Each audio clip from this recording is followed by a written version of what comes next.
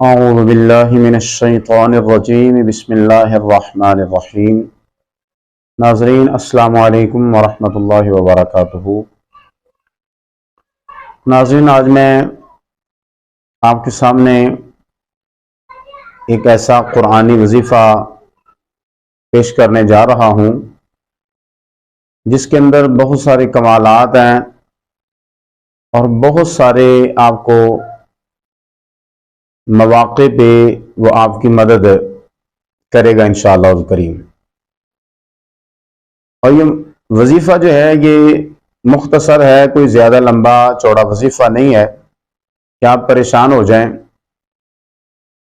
और ना ही ये किसी बुजुर्ग का वजीफ़ा है, कोई उसका अमल है। ये जो है ये कुरान करीम की सूरह मुबारका है और इसके अंदर बेशुमार फ़वाइद हैं। सबसे पहले तो आप एक बात ये ज़हन में रख लें कि सबसे बड़ा जो वजीफ़ा है वो है नमाज। और अगर कोई बंदा नमाज अदा नहीं करता, और नमाज से भी पहले जो है वो रिज़्क़ हलाल है। रिज़्क़ हलाल जो है ना, अगर पेट के अंदर रिज़्क़ हलाल है तो फिर आपकी हर दुआ जो है वो अल्लाह की बारगाह में कबूल होगी और आपको इबादत के अंदर लज्जत हासिल होगी। और अगर रिज़्क़ हलाल नहीं है तो फिर दुआओं के अंदर जो है वो असर नहीं है।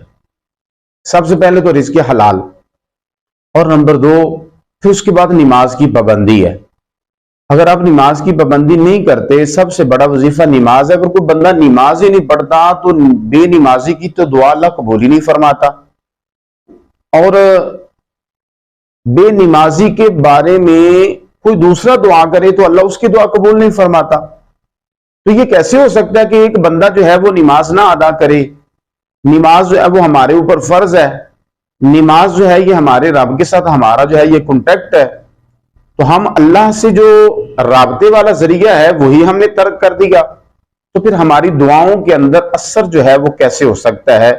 ये आपने खुद जो है ये गौर करना है। जब हम उसके बंदे हैं तो फिर हमें बंदगी का हक जो है वो अदा करना पड़ेगा। अब आए, अगर आपको किसी भी तरह का कोई मसला है, किसी भी तरह की कोई परेशानी है, आपकी कोई भी जो है वो हाजत है, जायज व मुनासिब आपकी कोई भी हाजत है, वो बड़ी से बड़ी है, वो छोटी से छोटी है, इंशाअल्लाहुल करीम आपने ये वजीफा जो है ये करना है। और ये 3 दिन का वजीफा है, तो 3 दिनों के अंदर अंदर मेरा मालिक करीम करम फरमाएगा, सदका अपने महबूब पाक का, आपका मसला जो है वो हल हो जाएगा। आपका जो है वो मसला, चाहे आपकी शादी नहीं हो रही, या आपको रिज़्क़ की तंगी का मसला है, या आपको कारोबारी जो मामला है उसके अंदर कोई प्रॉब्लम है, आप परेशान हैं किसी भी वजह से, या आपको कोई दुश्मन जो है वो सता रहा है, तो मेरे साहिबों, ये मैं गारंटी के साथ अर्ज कर रहा हूं, खुदा की कसम, आप इस वजीफे को एतमाद के साथ, पूरे यकीन कामिल के साथ, पूरे ध्यान के साथ आप करें। फिर देखना कि मेरे मालिक के करीम की मदद जो है वो कैसे आपको पहुंचती है। किसी भी तरह का आपका कोई मसला है, किसी भी तरह की आपकी कोई हाजत है, तो आपने ये वजीफा करना है।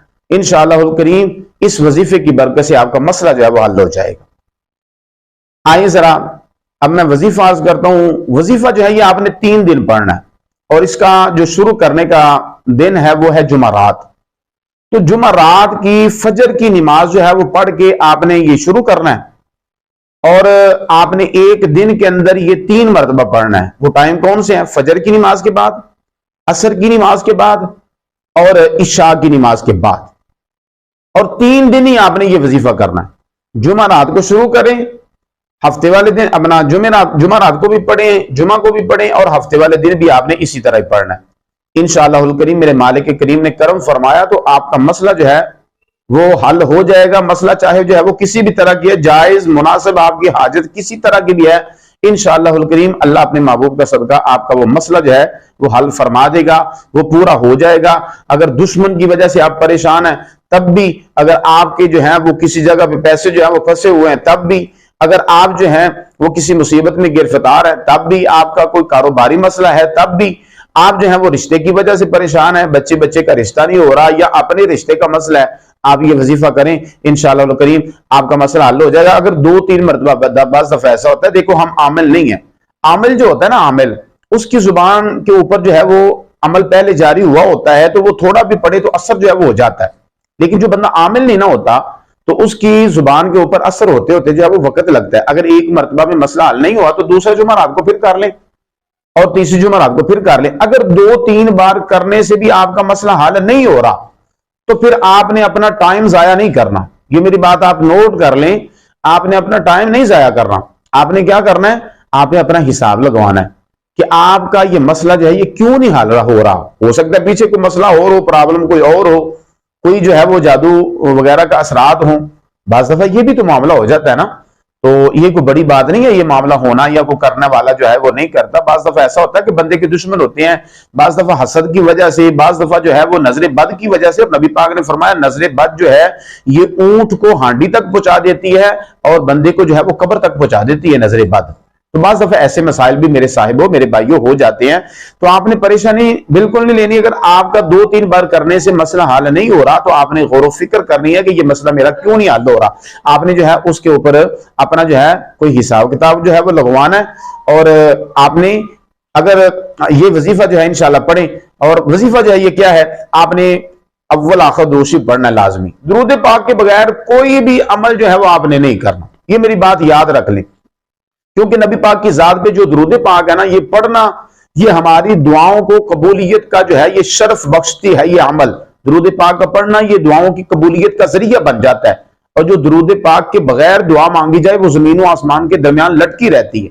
तो नबी पाक की जाते मुबारिका पे दुरूद पाक जो है मोहब्बत के साथ आपने पढ़ के 7 मरतबा पढ़ लें, 11 मरतबा पढ़ लें दुरूद पाक पढ़ के मेरे भाइयों मेरी बहनों, तो आपने ये 129 मरतबा सूरह कौसर शरीफ पढ़नी। देख ले कितना कोई बड़ा वजीफा तो नहीं है ना, ये तो सिर्फ और सिर्फ ये 10 मिनट का अमल है। 129 मरतबा सुबह फजर की नमाज के बाद, ऐसे ही अव्वल आखिर दुरूद पाक पढ़ के 129 मरतबा असर की नमाज के बाद, ऐसे ही इशा की नमाज के बाद, फिर जुमा को, फिर हफ्ता को, और पूरी तवज्जो के साथ पूरे ध्यान के साथ आपने वजीफा करना है। और ये वजीफा करें और अपने लिए दुआ करें, इंशाअल्लाह करीम मेरा मालिक करम फरमाएगा, आपका मसला हल हो जाएगा। अल्लाह ताला हम सब की परेशानियों को दूर फरमाए। अल्लाह अपने महबूब मुकर्रम के सदके से हमारी मुरादें, हमारी जोलियां जो है वो अपनी रहमत से भर दे और हमारी मुरादों को पूरा फरमाए। आमीन बिजाहिन नबील करीम।